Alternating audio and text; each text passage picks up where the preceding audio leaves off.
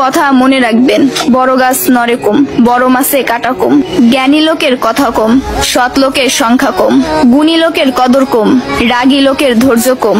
নিষ্ঠুর লোকের মায়া কম, শিশুদের হিংসা কম। সৎ লোকের বন্ধু কম, নিঃশ্বাসের বিশ্বাস কম।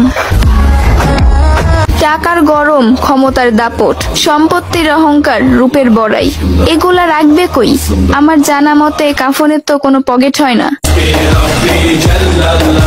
একদিন আফসোস করবেন, জীবন শেষ হয়ে গেল কিন্তু কোনো নেক কাজ করা হলো না। আজ শরীরে শক্তি আছে কিন্তু ইবাদত করার ইচ্ছা নাই। এমন একদিন আসবে সামনে, ইবাদত করার ইচ্ছা হবে কিন্তু শরীরে কোনো শক্তি থাকবে না, একটা সেজদা দেওয়ার ক্ষমতা থাকবে না। এখনো সময় আছে, তওবা করে ফিরে আসুন। সন্তান যখন দুনিয়ার সম্পদ দ্বারা ধনী হয়ে যায়, তখন বাবা মা ভয়ে ভয়ে কথা বলে যাতে সন্তান রাগ না করে। আর সন্তান যখন ইমানের দৌলতের দ্বারা ধনী হয়ে যায়, তখন সন্তান ভয়ে ভয়ে কথা বলে যেন বাবা মা রাগ না করে।